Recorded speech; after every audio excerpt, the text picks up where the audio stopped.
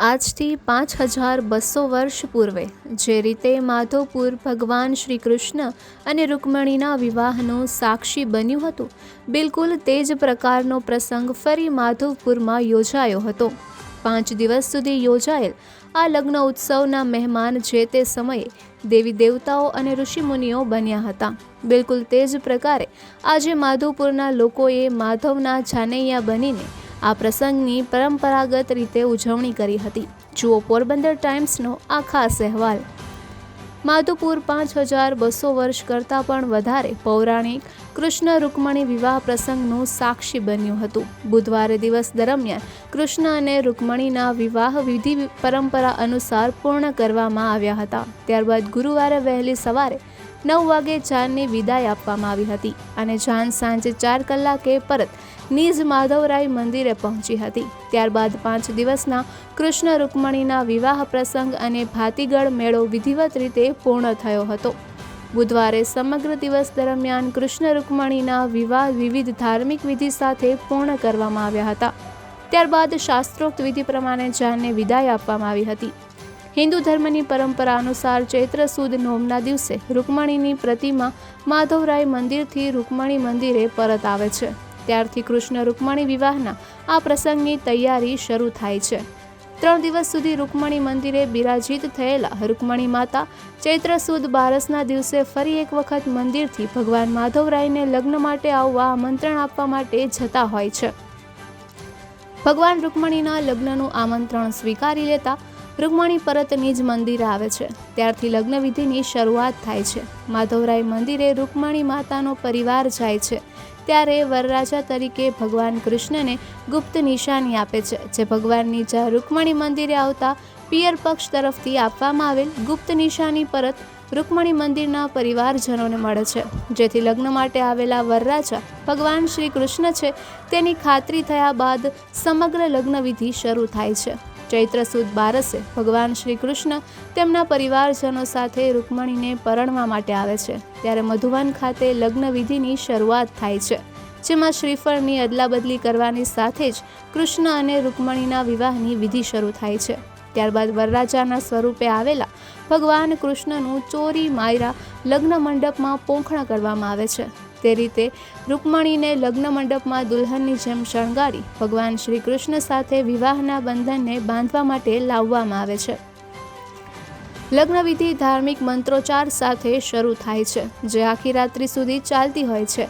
આ સમય દરમિયાન ભગવાન શ્રી કૃષ્ણ અને તેમની સાથે આવેલા તેમના જાનૈયાઓ રાતવાસો મધુવન એટલે કે ચોરી માયરામાં કરે છે. ત્યારબાદ વહેલી સવારે રાજભોગ આપ્યા બાદ સવારે 9 કલાકે વિધિવત રીતે જાનની વિદાય કરવામાં આવી છે. ચૈત્ર સુદ 13ના દિવસે સાંજે 4 કલાક આસપાસ રૂકમણીને પરણીને આવેલા ભગવાન શ્રી કૃષ્ણ માધવરાય મંદિરે બિરાજમાન થાય છે. ત્યારબાદ આવતા વર્ષે આવનારી ચૈત્ર શુભ નોમના દિવસ સુધી રૂકમણી માધવરાય મંદિરે બિરાજિત થતા જોવા મળે છે. વર્ષના માત્ર 4 દિવસ પંચધાતુની બનેલી રૂકમણીની પ્રતિમા રૂકમણી મંદિરમાં બિરાજિત થાય છે. આ સિવાય સમગ્ર વર્ષ દરમિયાન ભગવાન શ્રી કૃષ્ણ અને રૂકમણીના હસ્તમેળાપની વિધિ સાથેની પ્રતિમા રૂકમણી મંદિરમાં દર્શન આપે છે. રમણીય સાગર કાંઠે આવેલા ઘેડ પંથકના વૃંદાવન ગોકુળ સમા માધવપુરમાં ઠાકોરજીના 3 ફુલેકાઓ યોજાયા બાદ ભગવાન શ્રી કૃષ્ણ સંગ રૂકમણીજીના લગ્ન ગાંધર્વ વિધિથી યોજાયા હતા. આ વેળા લોકોમાં ભારે ધૂમધૂમ અને આનંદ છવાયો હતો. કડચ ગામના લોકોએ મામેરિયાત બનીને રૂકમણીજીના મામેરા પૂર્યા હતા. એ વખતે ભારે ભાવભર્યા દ્રશ્યો અને આનંદ મંગળ વર્તાયો હતો. જાણે માધવપુર કૃષ્ણની પ્રેમનગરી બની ગઈ હોય તેવો અનેરો માહોલ સર્જાયો હતો.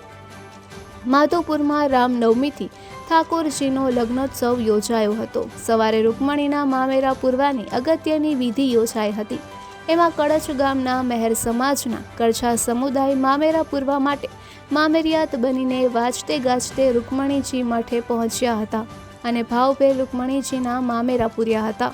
અહીં એક એવી રસમ પણ છે કે મામેરિયાઓ સમાચાર આપે કે મામેરા પૂર્યા ત્યારે પિયર પક્ષ જાન પક્ષને કહેડાવે કે મામેરા પૂરાઈ ગયા છે અને રૂકમણીજીના સાસરે એટલે કે માધવરાય મંદિરે જઈ જાન લઈ આવવા આમંત્રણ મોકલાવવામાં આવે એટલે જાન પ્રસ્થાન થાય છે.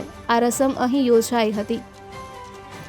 આ જાન પ્રસ્થાન વેળા ભગવાનને ગાર્ડ ઓફ ઓનર અપાયું હતું.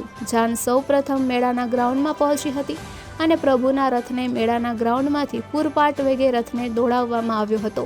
જ્યારે મધુવનમાં પહોંચી ત્યારે પિયર પક્ષની સાથેની કુંવારી કન્યાઓએ માથા પર મોતીની ઈંધોણી અને કરસ સાથે જોડાઈને ભગવાન શ્રી કૃષ્ણ અને જાનૈયાઓનું સ્વાગત કર્યું હતું અને પછી ભગવાનને વેદ મંત્રો સાથે પ્રોક્ષણ પોખવાની વિધિ કરવામાં આવી હતી. ત્યારબાદ મંડપમાં ઠાકોરજીને લગ્ન માટે બિરાજમાન કરવામાં આવ્યા હતા. અહીં કુલ ગોરે દેવ મંત્રોના ભવ્ય ઉચ્ચારણો સાથે ભગવાન શ્રી કૃષ્ણના રૂકમણીજી સંગ વેદ મંત્રો સાથે ગાંધર્વ વિધિથી લગ્ન કરાવ્યા હતા. મધુવનમાં મંડપ મધ્યે પરણી ચૂકેલા યુગલ સ્વરૂપે શ્રી કૃષ્ણ રૂકમણીજીને કંસાર જમાડવામાં આવ્યો હતો. આ વખતે બહેનોએ કંસાર સમયના લગ્ન ગીતોની રમઝટ બોલાવી હતી. ભાવિકોને કંસાર પ્રસાદ સ્વરૂપે આપવામાં આવ્યો હતો. રાતવાસો મધુવનમાં કર્યા બાદ ગુરુવારે સવારે યુગલ સ્વરૂપ ઠાકોરજી અને રૂકમણીજીને તિલક કરવા તેમજ હાથ ઘરણું હાથોહાથ કરવાનો લોકોએ લાભ લીધો હતો અને મધુવનથી સવારે ઠાકોરજી બધાને મળ્યા પછી મધુવનમાંથી પ્રસ્થાન થયેલી જાન નિજ મંદિરે પહોંચી હતી. રસ્તામાં અબીલ ગુલાલની છોડો ઉડતા સમગ્ર માર્ગ પર અબીલ ગુલાલની ચાદર છવાઈ ગઈ હતી. જાન માધવ ચોકમાં પહોંચી ત્યારે કીર્તનો ગાવામાં આવ્યા હતા અને પોખરાની વિધિ યોજાઈ હતી. એ પછી ભગવાન મંદિરમાં યુગલ સ્વરૂપે બિરાજમાન થયા હતા. તેમને શીતળ જળ ધરાવવામાં આવ્યા પછી ભાવિકોને શીતળ જળ અને પ્રસાદ વિતરણ કરવામાં આવ્યું હતું. રૂકમણીના ભાઈ રૂકમી તેમના વિવાહ શિશુપાલ નામના રાજકુમાર સાથે કરાવવા માંગતા હતા, પરંતુ ભગવાન શ્રી કૃષ્ણએ રૂકમણીનું હરણ કરી લેતા રૂકમણીના ભાઈ રૂકમી અને ભગવાન શ્રી કૃષ્ણની સેના સાથે નર્મદા કાંઠે યુદ્ધ થયું હતું, જેમાં રૂકમણીના ભાઈ રૂકમીને ભગવાન શ્રી કૃષ્ણની સેનાએ બંધક બનાવી લીધા હતા અને ત્યાંથી તેઓ પરત રથમાં રૂકમણી સાથે બિરાજમાન થઈને વિવાહ પ્રસંગમાં માધોપુર આવ્યા હતા. આજથી 5000 કરતાં પણ વધારે વર્ષ પૂર્વેથી જ્યારે ભગવાન શ્રી કૃષ્ણ તેમના રથમાં સારથી દારૂક સાથે બિરાજમાન થઈને માધવપુર ઝાપાથી ઋષિતળ સુધીના વિસ્તારમાં વીજળી ગતિથી રથને હંકારીને રૂકમણીનું હરણ કરવા માટે પહોંચ્યા હતા. બિલકુલ તે જ પ્રમાણે આધુનિક સમયમાં પણ માધવપુર ઝાપાથી ઋષિતળ સુધીના વિસ્તારમાં રથને પૂરપાટ ઝડપે દોડાવીને ભગવાન શ્રી કૃષ્ણ દ્વારા રૂકમણીના કરવામાં આવેલ હરણના પ્રસંગને ફરી એક વખત યાદગાર બનાવે છે. નિપુલ પોપટ, પોરબંદર ટાઈમ્સ.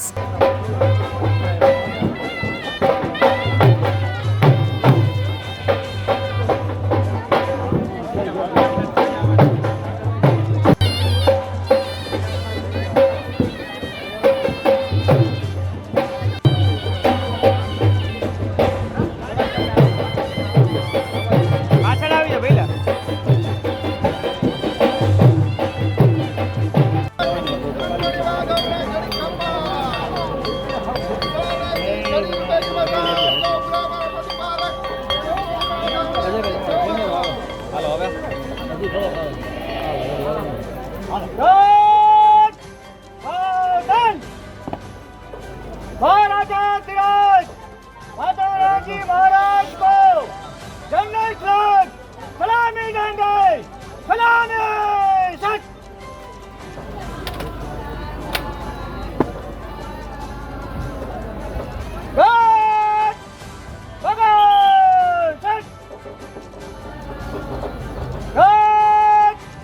विश्राम।